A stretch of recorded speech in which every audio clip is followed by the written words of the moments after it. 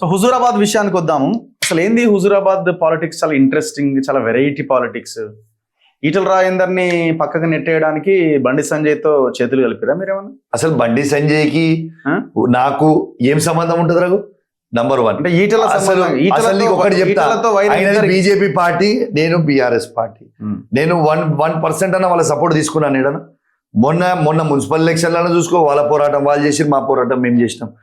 మన సర్పంచ్ ఎలక్షన్లు వాళ్ళ పోరాటం వాళ్ళు చేసి, మా పోరాటం మేము చేసినాం. ఇలా ఈటల రాజేందర్ గారు ఆడ బాజాబ్తు సర్పంచ్ ఎలక్షన్లలో అన్ని ఊర్లలో వాళ్ళ క్యాండిడేట్లను నిలబెట్టి ఊరూరున తిరిగిండు. ఎమ్మెల్యే ఎలక్షన్లు తిరిగినట్టు నేను కూడా తిరిగినా. ఇలా ఈటల రాజేందర్ గారిని డైరెక్ట్ గా మరొకసారి రెండోసారి కూడా బొంద పెడితే కాదు, మళ్ళీ మున్సిపల్ ఎలక్షన్ లో కూడా రాలేకపోయినా. ఇద్దరి బండి సంజయ్ టార్గెట్ ఈటల, కౌశిక్ రెడ్డి టార్గెట్ ఈటల. అవును, కామన్ ఫ్రెండ్స్ అయిపోయారు. మీరు ఎట్లా కామన్ ఫ్రెండ్స్ అవుతామే? నీకు ఒక్కటే చెప్తున్నా, ఎట్లా కామన్ ఫ్రెండ్స్ అవుతారు? ఆయన బీజేపీ, బండి సంజయ్ బీజేపీకే ఓటేయమంటారు, ఈటల రాజేందర్ బీజేపీకి ఓటేయమంటారు. వాళ్ళిద్దరికి ఆట ఆడరాక గజ్జలు బాగాలేవన్నట్టు వాళ్ళిద్దరు పంచాయతీ తెచ్చి నానైతి మీద రుద్దుడైంది. కౌశిక్ రెడ్డి ఓన్లీ ఒక్కడే నాయకుడు, అది కేసీఆర్ గారు చెప్పిందే ఇంటాడు, కేసీఆర్ గారు చెప్పిందే ఇంప్లిమెంట్ చేస్తాడు తప్పితే వేరే చేసింది ఉండదు. మొన్న సర్పంచ్ ఎలక్షన్స్ లో గెలిచిన తర్వాత బండి సంజయ్ ఆయన ఖాతాలో వేసుకుంటే ఒక సర్పంచ్ ని, అదే సర్పంచ్ ని మీరు మీ ఖాతాలో వేసుకుంటారు. సోషల్ మీడియాలో కూడా పెట్టిరా పోస్ట్. నీకు ఒకటి బరాబర్ చెప్పనా? హుజూరాబాద్, తంగడిపల్లి, కమలాపూర్, పంగిడిపల్లి సాంబారావు కావచ్చు. మేము ఆడ ఆయన ఎవరు బీజేపీ నుంచి కంటెస్ట్ చేసింది వాస్తవం, బీజేపీ నుంచి ఇండిపెండెంట్ చేసింది వాస్తవం. ఎవరు? సాంబారావు కాదు ఆడ క్యాండిడేట్, సాంబారావు వాళ్ళ కోడలు. సాంబారావు బీజేపీ కావచ్చు, కానీ వాళ్ళ కోడలు నా శిశురాలు, నా మిత్రులు, నాతోనే ఉండి తిరుగుతారు రోజు. నాతోని ఇప్పుడు కాదు, 20 ఏళ్ల నుంచి వాళ్ళ కొడుకు యుగేందర్ నాతోనే ఉంటాడు, 20 ఏళ్ల నుంచి నాతోనే ఉంటాడు. ఆయనని గెలిపించినాం. ఎస్, కింద వార్డ్ మెంబర్ ఆయన క్యాండిడేట్ ఎందుకు అవుతాడు? నా క్యాండిడేట్ అవుతాడు, వాళ్ళ నాన్న ఆయన క్యాండిడేట్ అవుతాడు. కానీ యుగేందర్ నా క్యాండిడేట్, ఆయన క్యాండిడేట్ కాదు.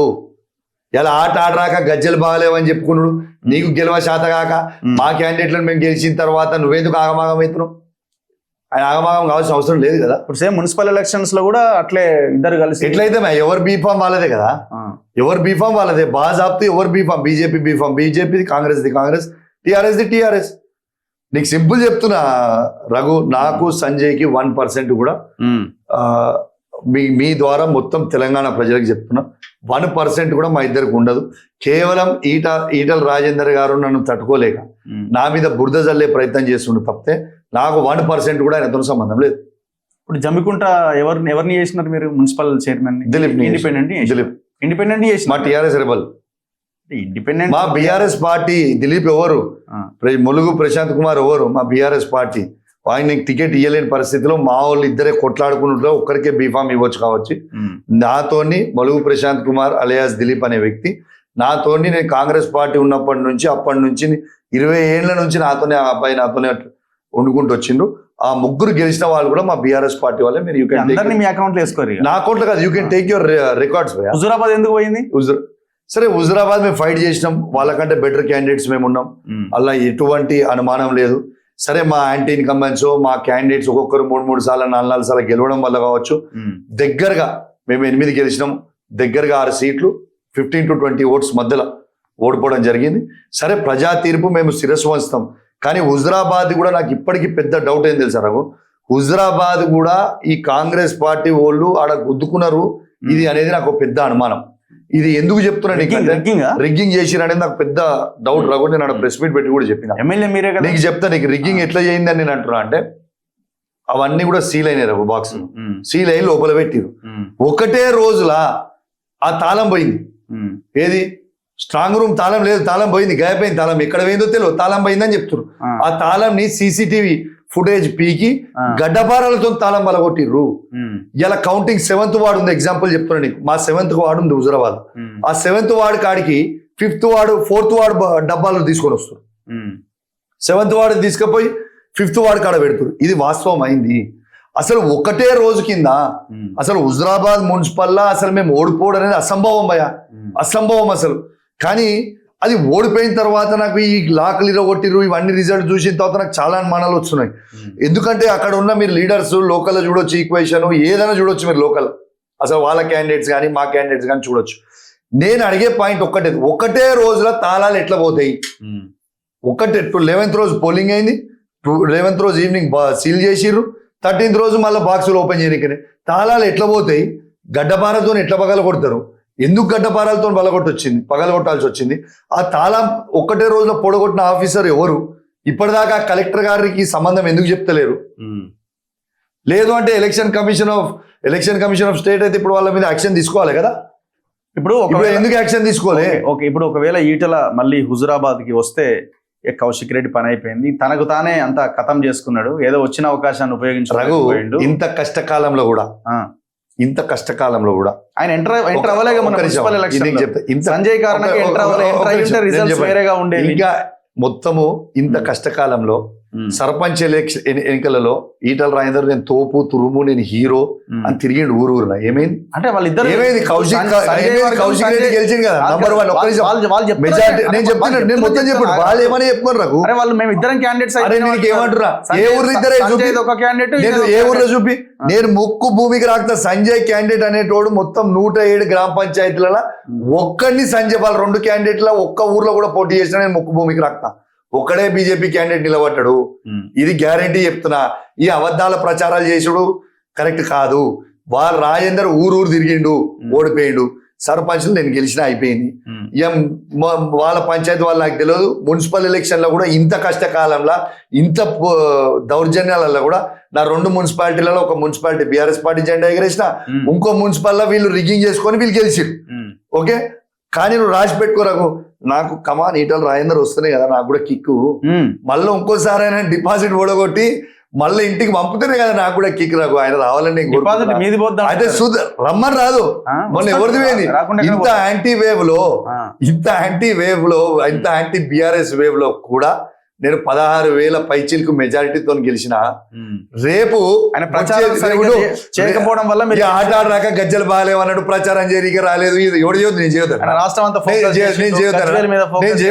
అరే నీకు నీ ఇంట్లోనే గెలవలేవు, నువ్వు రాష్ట్రం అంతా ఎటు పోయేది? ఒక్కటి అసలు ఈటల రాజేందర్ ఎవరు? ఈటల రాజేందర్కి అన్నం పెట్టింది మా నాన్న. మా నాన్న చేసిన తప్పుకి 20,000 ఆయన ఎమ్మెల్యే అయింది. ఇప్పుడు గెలవమని చూస్తా. నీకు ఒక్కటి చెప్తా, ఈ రేవంత్ రెడ్డికి మీరే అన్నం పెట్టిర్రు. బరాబర్ రేవంత్ రెడ్డికి నేను పెట్టినా. ఈటల రాజేందర్కి అన్నం పెట్టింది కేసీఆర్ గారు. ఎవరు పెట్టిర్రు? కేసీఆర్ లేని ఈటల రాజేందర్ ఉన్నాడా? ఇలా ఈటల రాజేందర్ లేని కేసీఆర్ ఉన్నాడా? బరాబర్ ఉన్నాడు. ఈటల రాజేందర్ ఏమైనా కేసీఆర్ తో ఉన్నాడా? ఫస్ట్ నుంచి మూమెంట్ లో ఉన్నాడా? అరే ఎవరు లేడు, ఈటల రాజేందర్ లేడు, ఎవరు లేరు. కేసీఆర్ గారు 2001 జై తెలంగాణ అన్నాడు రోజు ఈటల రాజేందర్ పార్టీలో లేడు. ఆనాడు హుజురాబాద్ లో పాత కమలాపూర్ లో మొత్తము టిఆర్ఎస్ పార్టీ, ఆనాడు కేసీఆర్ గారి నాయకత్వంలో మా నాన్నతో పాటు బీఆర్ఎస్ పార్టీ కార్యకర్తలు అందరూ ఆ రోజు టిఆర్ఎస్ జెండాలు ఎగిరేసారు. రాజేందర్కి ఏం సంబంధం లేదు. రెడీగా అన్నం పెట్టి ఉన్నది, కలుపుకుని ఉన్నదాన్ని నోట్లో పెట్టి బుక్క పెట్టి తిన్నాడు. ఆయన చేసింది ఏం లేదు.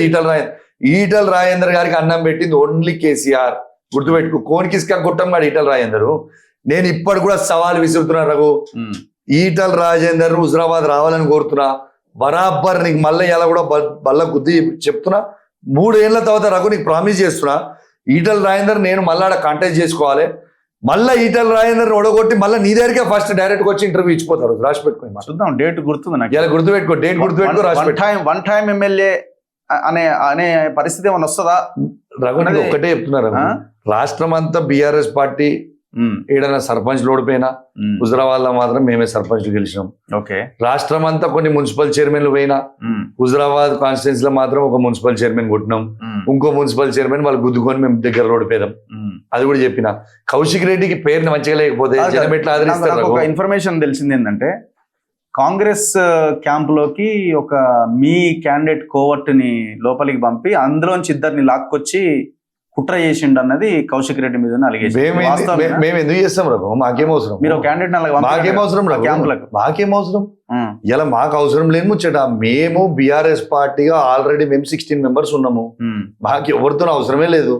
అసలు కాంగ్రెస్ మీద కుట్రలు చేయాల్సిన అవసరం మాకు లేనే లేదు. వాళ్ళు ఉల్టా మా మీద కుట్రలు చేసుకొని మా వాళ్ళని గుంజుకపోయే ప్రయత్నం మా వాళ్ళని ప్రలోభపెట్టే ప్రయత్నం పోలీసు వాళ్ళతో పెట్టుకొని చేసే ప్రయత్నం వాళ్ళు చేసిర్రు. అసలు కౌశిక్ రెడ్డి మేం చేసింది కాదు అసలు కౌశిక్ రెడ్డి 2028-29 వరకు కాంగ్రెస్ లో ఉంటాడు, బీఆర్ఎస్ లో ఉంటాడా, అరే బీజేపీలోకి పోవచ్చు అని కూడా అంటున్నారు కొంతమంది. రఘు ఆ, నేను నీకు ఇలా మాట ఇస్తున్నా. ఆ. ఇంతకు ముందు నాకేం వీళ్ళు వద్దు మాట. ఇను, మీ నాయకుడికి.